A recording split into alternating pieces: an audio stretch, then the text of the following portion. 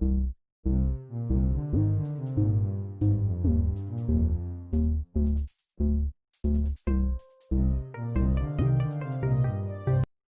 Welcome to my YouTube channel commerce classes by Vishal sir. आप सभी का मेरे YouTube channel commerce classes by Vishal sir में हार्दिक स्वागत है। बच्चों, वैसे तो हम ये जो चैनल मैंने बनाया है ये अकाउंटेंसी और बिजनेस स्टडीज़ क्लास 12th के बच्चों के लिए बनाया है, ताकि जो भी पूरे चैप्टर की प्रॉब्लम्स हैं, आपके डाउट्स हैं, अगर आप इन वीडियोस को देखेंगे तो आपको बहुत अच्छे से क्लियर होंगे। लेकिन इसके साथ साथ कुछ बातें ऐसी होती हैं जो शेयर करी जानी ज़रूरी होती हैं। कुछ CBSE के सर्कुलर हैं, नोट्स हैं, मोटिवेशनल्स हैं, तो ये सारी चीज़ें मैं इंक्लूड करता रहता हूँ ताकि थोड़ा सा चेंज हो जाए और आपको नॉलेज हो जाए। अब स्पेशल मैंने जो ये वीडियोज़ बनाई हैं, ये वीडियोज़ बनी हैं क्लास 11 का 2020 टू 2020 और 21 में जो भी एडमिशन प्रोसेस है, जो भी एडमिशन की गाइडलाइंस आई हैं, ये वीडियो मैंने उस पर बनाई है ताकि सारे बच्चों को जो 10th करके 11th में जा रहे हैं उनको सारी बातें क्लियर हो जाएं कि किस परसेंटेज में कितनी साइड से हमें कौन सी स्ट्रीम मिल सकती है, कॉमर्स वाले कैसे ले सकते हैं, with math without math, science वाले कैसे कितने मार्क्स पे एंटर कर सकते हैं, मैथ्स और विदाउट मैथ, ऐसे ह्यूमैनिटीज़ वाले। तो अगर आप इस वीडियो को देखेंगे तो आपके 11th क्लास से रिलेटेड 10th क्लास के बच्चों के लिए जो क्लियर कर चुके हैं, क्योंकि इस बार एग्ज़ाम तो नहीं हुए हैं पैंडेमिक के कारण, कुछ हुए हैं कुछ नहीं हुए हैं, तो बच्चों में काफ़ी कन्फ्यूज़न थी और एक बेसिक और स्टैंडर्ड मैथ को लेके बहुत ज़्यादा थी। तो ये सारी वीडियो का जवाब आपको इसी वीडियो में मिल जाएगा, आप इसको देखें और समझें। आइए हम गाइडलाइंस या जो भी एडमिशन प्रोसेस हमारे डिपार्टमेंट से है उसको पढ़ते हैं और इसको समझते हैं। आइए, ये देखिए, admission criteria for class 11th in government school. Government school में बच्चों का क्या एडमिशन क्राइटेरिया है, आप इसको बहुत अच्छे से समझने की कोशिश करें। कौन सी स्ट्रीम आप ले सकते हैं, ठीक है। देखो, सबसे पहली बात करते हैं हम साइंस के बारे में।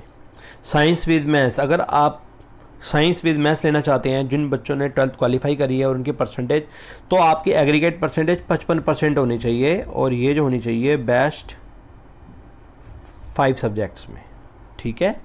अगर आप साइंस विद मैथ्स लेना चाहते हैं तो आपकी एग्रीगेट परसेंटेज बेस्ट 5 55% 55% होनी चाहिए, जिसमें सबसे पहले आपको इंग्लिश में 50% होने ज़रूरी हैं।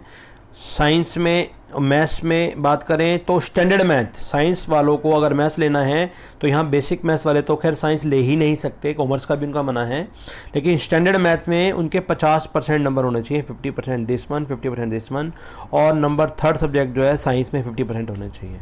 इसका मतलब साइंस जो स्ट्रीम्स बच्चे लेना चाहते हैं उनके लिए टोटल एग्रीगेट बेस्ट 5 55% और इंग्लिश में 50%, स्टैंडर्ड मैथ में, बेसिक में नहीं, 50% और साइंस में 50, 3 सब्जेक्टों में, तीनों में 50% क्राइटेरिया ये होना चाहिए।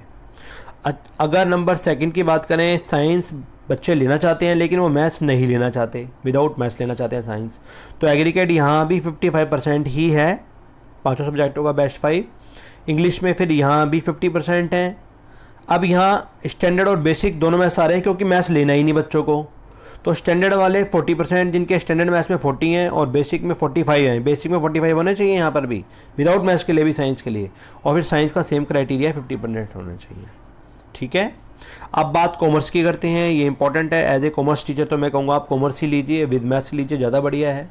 तो कॉमर्स विद मैथ्स और विदाउट मैथ्स में कोई बहुत ज़्यादा फ़र्क नहीं है, बस अगर आप CA करते हैं, BCom ऑनर्स करते हैं तो वहाँ मैथ्स की ज़रूरत होती है।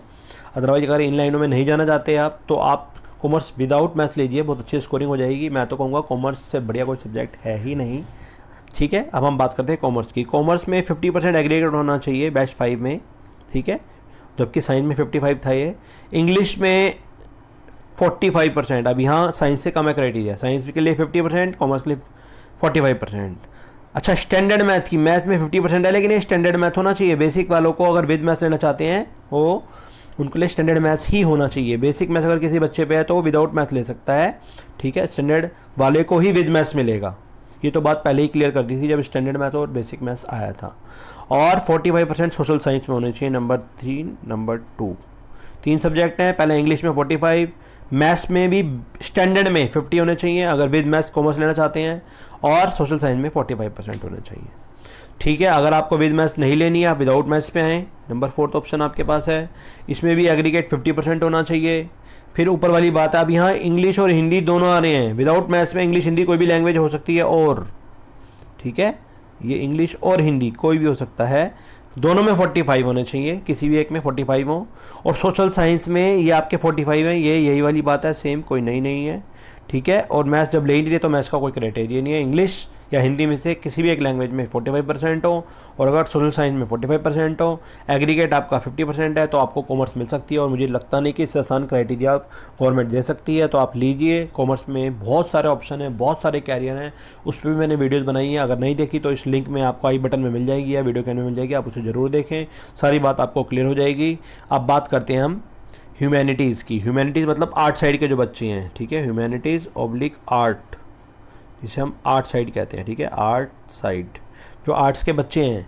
क्या है उसका क्राइटेरिया? नंबर 1 पहला है उसका, a student must have declared pass, बस इसमें पास होना ही बहुत है, at the secondary level by the CBSE और इट्स इक्विवेलेंट बोर्ड। अगर कोई बच्चा 12वीं में पास हो जाता है, साइंस कॉमर्स के लिए तो अलग क्राइटेरिया मैंने बता ही दिए, कॉमर्स ह्यूमैनिटीज़ उसको अपने आप ही ऑटोमेटिकली मिल जाती है, बस पास, डिक्लेयर्ड पास होना जरूरी है वो, ठीक है, दिस वन। फिर नंबर 2 पे क्या बता रहा है वो? फॉर गिविंग, इकोनॉमिक्स की बात आती है इसमें। इकोनॉमिक्स अगर मेन सब्जेक्ट में लेना है तो कम से कम 45% एग्रीगेट होने चाहिए आपके 10th क्लास में, बेस्ट 5 में, ठीक है, आपके कितने होने चाहिए? 45% होने चाहिए अगर इकोनॉमिक्स लेनी है आपको। दिस वन इकोनॉमिक्स का ज़्यादा फर्क पड़ता है ह्यूमैनिटीज़ पे, तो इकोनॉमिक्स लेने के लिए 45% होने चाहिए।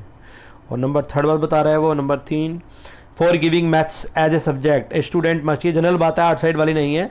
अगर मैथ्स कोई भी बच्चा लेना चाहता है तो कम से कम उसको 50% उसके स्टैंडर्ड मैथ में होने चाहिए।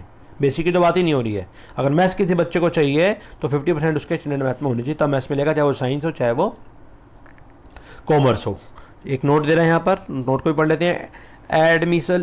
Admission in humanities is not be denied to the own student who have been declared pass in class 10th examination. जो यहाँ ये लिखा है कि गवर्नमेंट का कोई भी स्कूल, ठीक है, अगर गवर्नमेंट का कोई भी स्कूल है, गवर्नमेंट स्कूल किसी भी बच्चे को, अगर उसने 10th क्लियर कर ली है, ह्यूमैनिटीज़ के मना नहीं कर सकता, अपने स्कूल का बच्चा है, ओन स्कूल का है, तो उसको देनी ही पड़ेगी, ठीक है। ये एक ऑप्शन फॉर गवर्नमेंट ने निकाला है इस बार, तो इस ऑप्शन फॉर को आप जो साइड के साथ साथ ले सकते हैं। एनेक्चर 1 में है, ये क्लास 11th ऑप्शन फॉर्म है।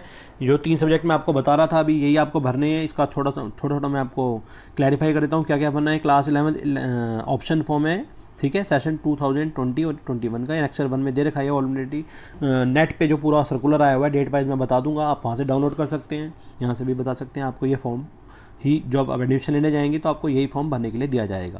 तो ये बच्चे भरेंगे, डेट भर देना आपकी, जो भी डेट है वो तो आप भर देंगे। नंबर 1 अपना नाम लिख दीजिए यहाँ पर, दिस वन।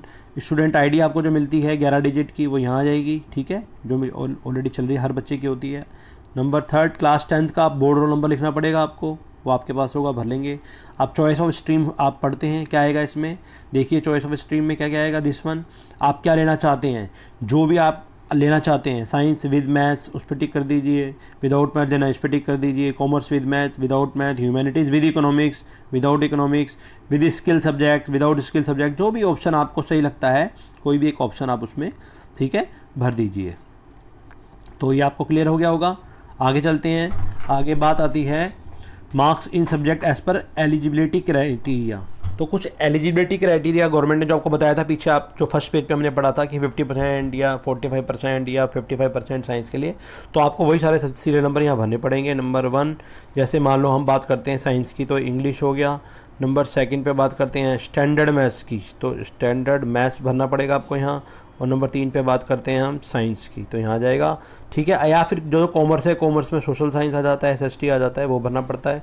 तो उसमें कितने मार्क्स है, यहाँ 1 में, 2 में, 3 में, वो तीनों मार्क्स आपको यहाँ भरने पड़ेंगे। यहाँ बच्चे के साइन होंगे, यहाँ पेरेंट्स के साइन होंगे। तो ये पूरा परफॉर्मा आपको अच्छे से दे रखा है। जो भी साइड आप लेना चाहते हैं उसके अकॉर्डिंग आप अपने बेस्ट 3 सब्जेक्ट भर लेंगे जो पीछे क्राइटेरिया आपको बताया गया है, ठीक है। ये एक्नॉलेजमेंट खैर आपके लिए नहीं है, ये टीचर के लिए, to be issued by the school करेगा।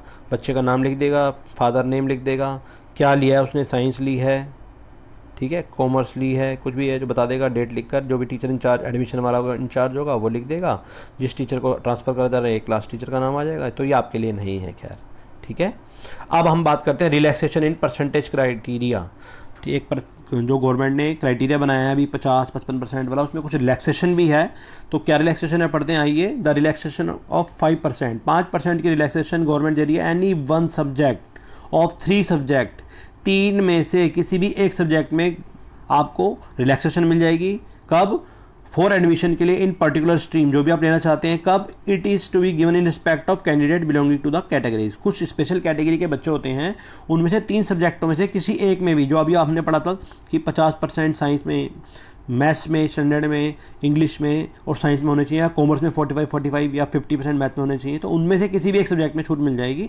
बस शर्तें, नंबर 1 कंडीशन यही है, अगर आप SC हैं, ST हैं, माइनॉरिटीज़ हैं, OBC हैं, OBC नॉन क्रीमी लेयर ही होता है वैसे तो, उसमें सर्टिफिकेट में नॉन क्रीमी लेयर ही बनता है, वही होता है, या कश्मीरी माइग्रेंट है, इनमें से कोई भी एक कैटेगरी में आता है तो आपको किसी भी एक सब्जेक्ट में 5% की छूट मिल जाएगी। नंबर 2 पे क्या बता रहा है वो? Number 2 this one, those students having first, second, third position in national game, जो बच्चे नेशनल स्पोर्ट्स खेलते हैं, नेशनल लेवल पे खेले हुए हैं, ठीक है, नेशनल लेवल पे खेले हुए हैं स्पोर्ट्स वगैरह, तो उन बच्चों को अगर फर्स्ट, सेकंड, थर्ड पोजीशन आई है तो 5% वाली ऊपर रिबेट, ये वाली रिबेट जो है मिल जाएगी उनको किसी भी एक सब्जेक्ट में। Number 3, for specially abled student, कुछ बच्चे स्पेशली एबल्ड होते हैं, ठीक है, आप समझते हैं, कोई भगवान ना करे किसी के साथ हो तो कुछ विकृतियाँ आ जाती हैं उनमें, हैंडीकैप हैं, इस तरह कह सकते हो आप, तो उनको भी रिलैक्सेशन 5% की मिलती है मार्क्स में, उनको ऑल सब्जेक्ट्स में मिलती हैं, तीनों के तीनों सब्जेक्ट में मिलती हैं एडमिशन में, स्ट्रीम में जो भी आप लेना चाहते हैं, ठीक है। अगर ऐसा बच्चा है स्पेशली एबल्ड है तो उसको सब सब्जेक्टों में 5% की छूट मिल जाएगी, ठीक। और एक नोट दे रखा है, या नंबर इसको 4 भी कह सकते हैं, the above criteria are for regular students and students of directorate of education studying regularly under the NIOS project. जो NIOS प्रोजेक्ट में बच्चे पढ़ रहे हैं उनके लिए भी, और जो रेगुलर बच्चे हैं ना, ठीक है, उनके लिए है ये सारा क्राइटेरिया, रेगुलर बच्चों उसके लिए है, जो प्राइवेट अपने CBSE करते हैं उनके लिए नहीं है ये छूट, ठीक है। अच्छा, अब मैं यहाँ थोड़ी सी बात, हमारे यहाँ गवर्नमेंट ने बहुत ही 1-2-3 सालों से NIOS का एक क्राइटेरिया बना दिया है। बिल्कुल कुछ बच्चे जो रेगुलर पढ़ नहीं पाते, जो 1-2 साल फेल हो रहे थे, उनको NIOS में एडमिशन दिलवाते थे रेगुलर की बजाय, ये स्कूल से ही होते थे फॉर्म वगैरह, तो उनके लिए भी एक बात है, आप ध्यान से देख लें। Students who have pass their secondary examination class 10 जिन्होंने पास की है directly from NIOS with 55% marks और above in the aggregate of 5 main subject are eligible for admission in humanities without skill subject. तो ऐसे बच्चे जो NIOS से हमारे यहाँ पढ़ रहे हैं, जिन्होंने पेपर दिए हैं और वो 5 के 5 सब्जेक्ट में क्लियर हैं, 55% से ऊपर मार्क्स हैं, बेशक NIOS वाले हैं, और विदाउट स्किल सब्जेक्ट्स में उनका एडमिशन हो जाएगा ह्यूमैनिटीज़ में। सिर्फ ह्यूमैनिटीज़ की बात कर रहे हैं हम, कॉमर्स साइंस में नहीं होएगा, ठीक है। और नंबर 2 कह रहा है students who have pass for their secondary examination 10 directly from NIOS, जिन्होंने डायरेक्टली NIOS से करी है, उनके 50% या ज़्यादा मार्क्स हैं, तो उनका 5 सब्जेक्ट में जो भी है, मेन 5 सब्जेक्ट हैं, are eligible for admission humanities with skill subjects. Without skill subject में तो 55% चाहिए, और विद स्किल्स में कितने चाहिए? 50% होना चाहिए। उनका भी ह्यूमैनिटीज़ में ही होगा एडमिशन बच्चों, उनका आर्ट्स या साइंस में, साइंस या कॉमर्स में नहीं होएगा, ह्यूमैनिटीज़ आर्ट्स में हो जाएगा। अब यहाँ एक बात आती है, प्लान, कुछ होते हैं एडमिशन 2 तरह के होते हैं स्कूल में, एक होते हैं प्लान एडमिशन, एक होते हैं नॉन प्लान एडमिशन। नाम से पता लग रहा है प्लान एडमिशन, प्लान का मतलब गवर्नमेंट क्या करती है, कुछ स्कूल बांध देती है, छोटे छोटे प्राइवेट स्कूल्स हैं या सेकेंडरी स्कूल हैं, तो उनके बच्चे जो 8 तक के होते हैं तो गवर्नमेंट अपने स्कूलों में सेंटर बना देती है, वो जो प्राइवेट स्कूल हैं वो सेंटर ले लेते हैं और जाके उनका गवर्नमेंट में 9th एडमिशन हो जाता है, या 5th तक के हैं तो उनका 6th में हो जाता है, तो उन्हें प्लान एडमिशन कहते हैं, ठीक है। तो for those students who have pass class 10 पास किया, कुछ बच्चों ने सेकेंडरी स्कूल सर्टिफिकेट एग्जामिनेशन किसी भी गवर्नमेंट एडेड या स्कूल से या फीडर स्कूल से की है, तो वो प्लान एडमिशन वाले बच्चे माने जाते हैं। इनको पहले प्रेफरेंस दी जाती है, फर्स्ट प्रेफरेंस इनकी होती है, ठीक है। फर्स्ट प्रेफरेंस जो होती है वो इन्हीं बच्चों की होती है, पहले गवर्नमेंट इन प्लान वाले बच्चों का एडमिशन लेती है, उसके बाद नॉन प्लान वालों का भी एडमिशन गवर्नमेंट ले लेती है, लेकिन वो बच्चे होते हैं जो किसी और बोर्ड से आते हैं या अलग क्राइटेरिया से, इन गवर्नमेंट एडेड या फीडर स्कूल जो उनसे नहीं आते, जो अलग से आते हैं बाहर से, प्राइवेट वगैरह करके, वो नॉन प्लान के होते हैं या दूसरे स्कूल के जो ऊपर के अलावा होते हैं, ठीक है। तो नॉन प्लान के जो एडमिशन है उसके जो है क्या क्राइटेरिया है देखिए आप, तो for non plan admission student residing Delhi, non plan वाले बच्चों का भी एडमिशन हो जाता है, वो दिल्ली में रहने होने चाहिए, दिल्ली का वैलिड प्रूफ होना चाहिए, बिना दिल्ली का अगर आप पे प्रूफ नहीं है कोई भी वैलिड, तो आप दिल्ली के स्कूल में एडमिशन नहीं ले सकते हैं, तो दिल्ली का एड्रेस होना बहुत जरूरी है, यूपी वाले बच्चे दिल्ली में नहीं ले सकते, तो इनमें से कोई भी एक डॉक्यूमेंट होना बहुत ज़रूरी है। नंबर 1 पढ़ रहे हैं मेरा, दिस वन, BPL कार्ड है जो भी गवर्नमेंट ने इशू कर रखा है या पेरेंट्स का है, सॉरी, और दूसरा है कोई डोमिसाइल सर्टिफिकेट अगर किसी बच्चे का बना हुआ है तो वो है नंबर 2। नंबर 3 पे वोटर ID कार्ड पेरेंट्स का, ठीक है। नंबर 4 पे इलेक्ट्रिसिटी बिल, वाटर बिल, एमटेनल बिल पेरेंट्स का होगा, ये किसी के नाम होना चाहिए। नंबर 5 पे क्या कह रहा है वो, बैंक, पोस्ट ऑफिस, पासबुक बच्चे के नाम है या पेरेंट्स के नाम है वो भी चल जाएगा। आधार कार्ड तो मैंडेटरी हो ही गया, आप जानते हैं अच्छे से। तो आधार कार्ड बच्चे का भी, पेरेंट्स का भी, बच्चे का भी है, पेरेंट्स का भी, दोनों होने चाहिए। ठीक है, इनमें से कोई भी एक, या पासपोर्ट हो बच्चे के नाम हो, पेरेंट्स के नाम हो, वो भी चल जाएगा।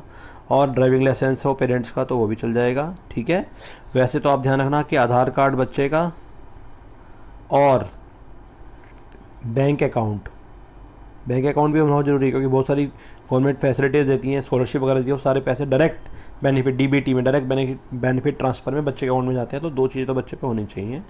तो आपको ये जो वीडियो है आई होप अच्छी लगी होगी और आपको काफ़ी हद तक ये बातें क्लियर हो गई होगी कि 11th क्लास का क्या क्राइटेरिया है और किस तरह से गवर्नमेंट स्कूल में एडमिशन होंगे इस बार।